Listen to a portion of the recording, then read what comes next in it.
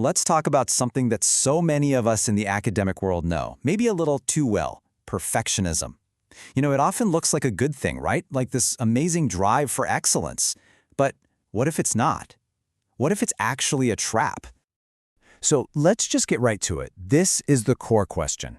That intense, sometimes crushing need to get every single thing perfect, is that actually helping you? Is it a healthy drive pushing you to be your best? Or is it a trap that's just slowly but surely eating away at your energy, your creativity, and even your happiness?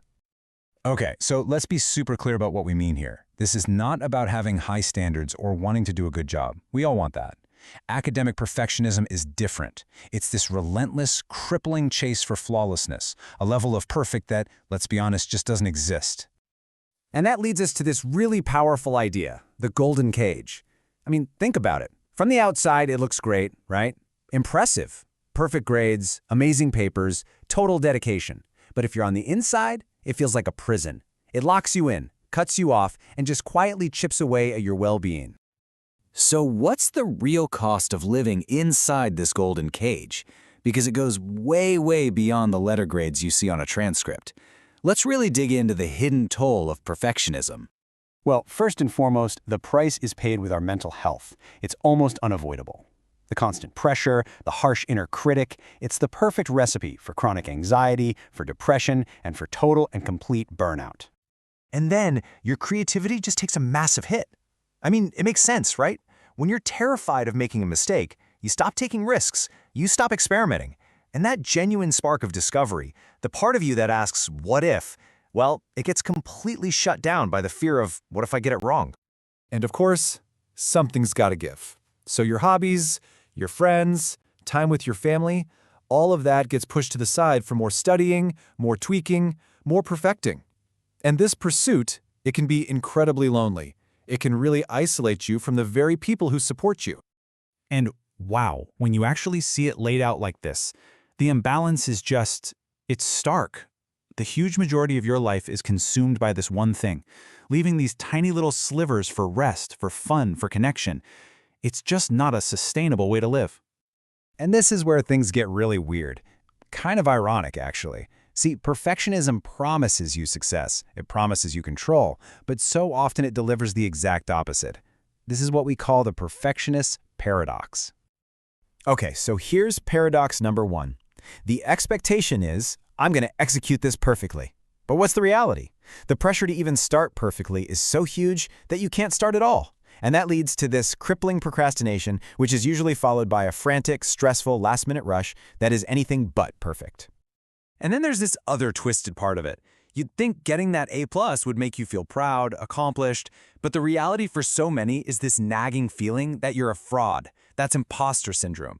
You chalk up every success to luck, and you're just terrified that next time everyone's going to find out you don't belong.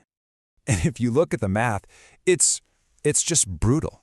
You might pour an extra 5, 10, 15 hours into a project just to push your grade up by one tiny percentage point.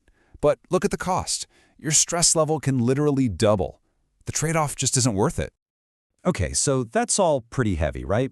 We see the problem. We get the cage. But the good news, and there is good news, is that there's a way out. So let's talk about how to actually break free from this cycle. Let's talk about the path to freedom.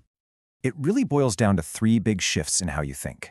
First up, you have to redefine what success even means. Move the goalposts away from a perfect grade and towards genuine learning and actual growth. Second, you've got to learn to embrace good enough.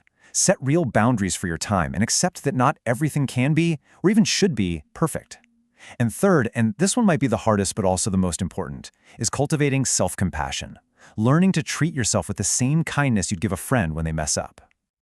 And all of this really leads to one big final idea. Breaking free isn't about just lowering your standards. It's about finding joy and growth in the journey itself, not just waiting for the finish line. It's about learning to actually thrive in a perfectly imperfect academic life.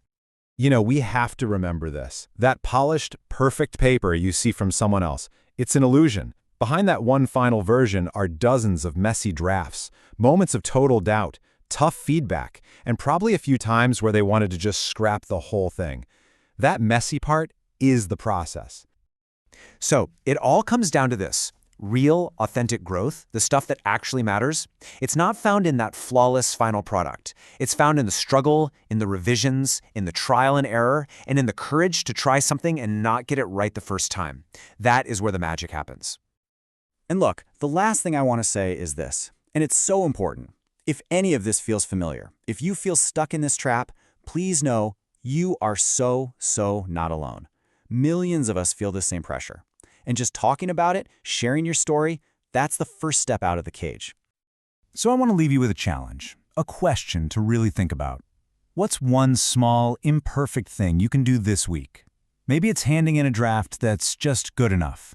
Maybe it's taking a night off instead of agonizing over one last detail. What will you do to choose real growth over the illusion of perfection?